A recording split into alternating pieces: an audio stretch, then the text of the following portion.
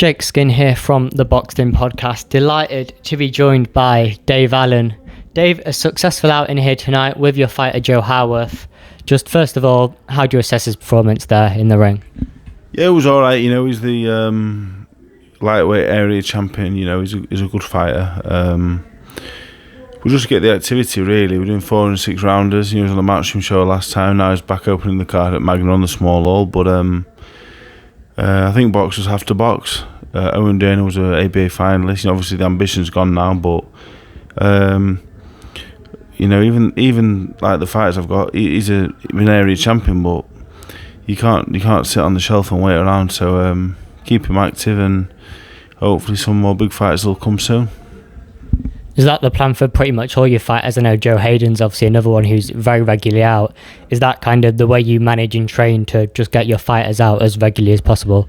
Yeah, I think boxers should box really. You know, obviously, financially on the small hall, you know, he didn't get paid for tonight. Cost me a few quid for him to box, but they have to box, I think. You know, and with kids like Joe, with both Joes, you know they're going to win something. They're both good enough to win things. So you know you invest and you know down the line you hope it pays off. So yeah, he's going to be kept busy. He's going to box August and September, I think, and then once more for the end of the year. And he's only 23, just turned 23, and you know he only did the unlicensed stuff. So I think he's got a lot of potential. So keep him busy, keep him improving, and hopefully, you know, win a British title in a couple of years' time, I hope.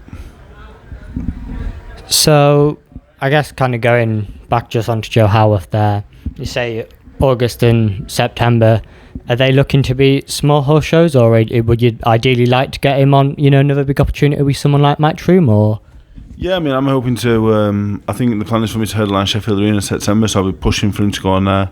August will be small hall, the end of the year probably be small hall as well. I'm a fan of the small hall, you know, like he boxed tonight 4 rounds, probably 100 people in the venue, but you give him a chance to try things. I want him to box more. I want him to feint, and I want him not to be scared to go on the back foot. I want him to try things. I want him to even get a few things wrong, and you can't really afford to do that in front of 10,000 people at the end ringside and stuff. So the small hall stuff's good. Like Joe Hayden, I think he had 17 fights in the small hall before we stepped up. You have to give him the environment in order to improve and flourish, and the small hall is that, I think. So yeah, hopefully Joe will get an opportunity on the Sheffield card. I'm going to push for that when I headline it, and he'll go small all the other ones, because we've still got a lot of improvements to make for where he's going to go, where I think he'll go. So yeah, the small hall is very important, especially when you've got kids that did the unlicensed or kids that had limited amateur background. They're the only kids I've really worked with, so the small hall is needed. Just a quick word on Sam Lightfoot, who I know was obviously meant to be on this card. I believe it was an opponent that got injured. No. The issue, it was an issue with the brain scan. You know, I've been managing fights for 4 or 5 years now. It's become pretty common thing, really. You know, slight issues and stuff. I don't believe it's anything to worry about. I think she will be licensed once she passes a few further tests or whatever she needs to do, and she'll box again for the end of the year. Well, she'll have a debut for the year's out, hopefully. So that was the issue, but it's commonplace. But you know, safety is number one, and yeah. You speak there about you've been coaching for 4 years. Obviously, being a current active boxer, training, managing. I mean, you said off camera there that you've been busy. How on earth do you actually manage to fit all of it in? It's difficult, you know, obviously, because I'm a parent of 2 as well, and my life's different now. Years ago, I used to do all sorts, but it was all right. I didn't have the kids, but now I've got my own career, which is going really well now. Back headlining shows and fighting for major titles and stuff is hectic. I'm managing train fighters, good fighters, title level fighters, you know, starting to really get on the next step on the ladder. I manage a few fighters that are just starting out. You know, got one there with medical issues. That takes up a bit of time as well. So with the boxing, I'm hectic there. Been doing a lot of media stuff. Been to London 2 or 3 times the last couple of weeks, and on top of that, you have normal life. You've got parenting and moving house now. It's been busy, but the alternative is nothing's happening. I'm doing 9 to 5. I'm working every day, and I'm a different kind of busy. So I could never complain. I'm absolutely knackered, but I would never dare complain because my life is really good. Headlining in Sheffield, September, you've just said there, is what's next for you. I know obviously you can't give away opponent, but, it must be great to be headlining in Yorkshire once again, and, back there, great, really experience for you. And now you're kind of obviously moving on to those big nights, and that's really what you're here for. Yeah, I've been on lots of undercards in Sheffield, Kelbrook undercards mainly.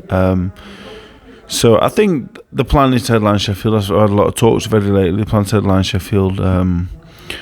But a few opponents talked about really. In the last 7 days alone, I thought I was boxing a few American fellas. I thought I was boxing a few German guys. I thought I was boxing for the European title. Adelaide's vacated the British. They've been talking to me fighting for the British title against Jamie TKV.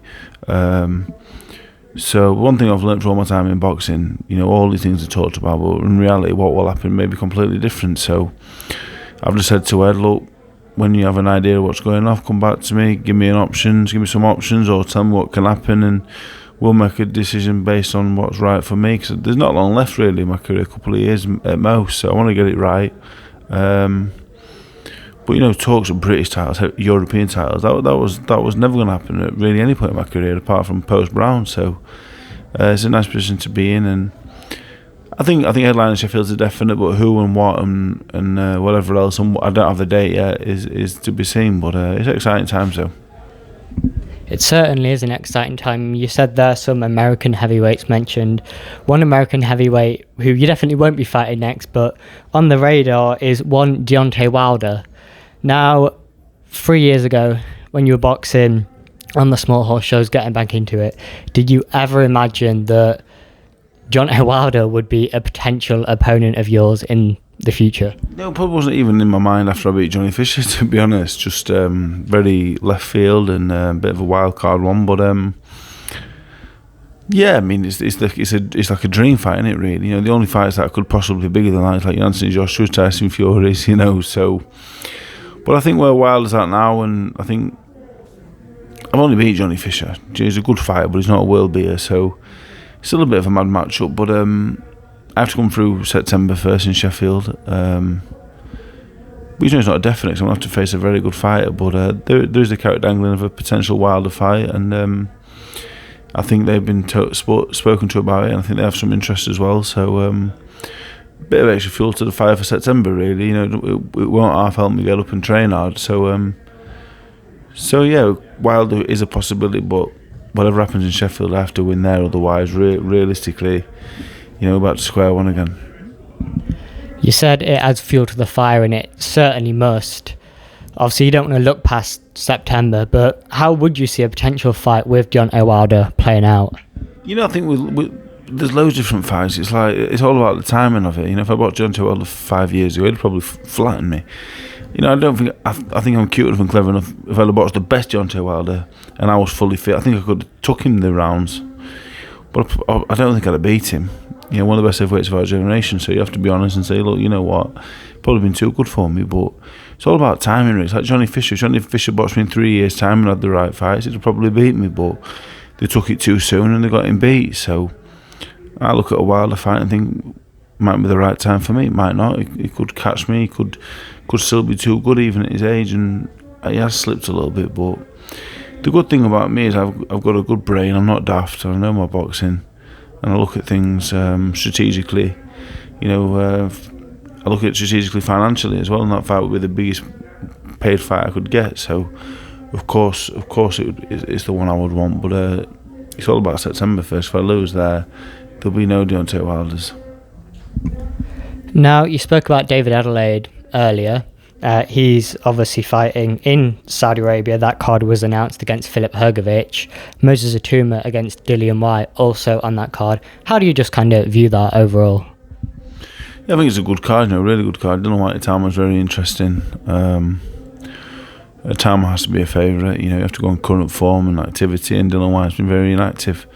We don't know what he's got left at 37. He has a lot of experience and he can punch, so I wouldn't rule him out completely, but I would fancy Tama to win that one. Adelaide Hrgovic, make Hrgovic a big favourite again. Experience, a lot of amateur experience. Hrgovic as a pro, he's been at a higher level. But Adelaide can also punch, but I would fancy Hrgovic in that. Adelaide's good though, and he's vacated the British title. So that, for me, that's the biggest thing of all that. But two intriguing fights, definitely very, very intriguing. Yeah, we'll find some answers out about Tama for definite, and Herovic Adelaide is an interesting one because Herovic has flattered to deceive a few times now. A lot of people know yourself. Obviously, you're a very popular fighter. You've got all these guys coming up, and I thought a kind of good way to actually get to know some of the fighters that you're managing, training, would be just a few quickfire questions just about them. So who would you say is the funniest? The funniest that I manage? I'll probably go Calvin Mayo. Calvin Mayo's a funny guy. They're all quite funny, but the funniest guy is me. Yeah, me. We'll go me anyway, yeah, let's go me. Who is the most hard-working? Do you know what? I can't really knock. Calvin works hard. They all work hard to varying degrees. Some harder than others. Joe Hayden obviously out is far and away.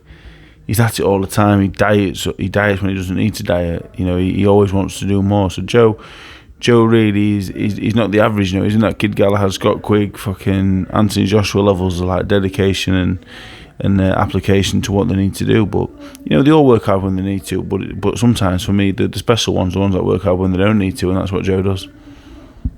Barring yourself here, because I think it's a quite obvious answer, who's the strongest puncher? Strongest puncher? Probably Joe Howarth. Yeah, he's heavy-handed, his hands like bricks.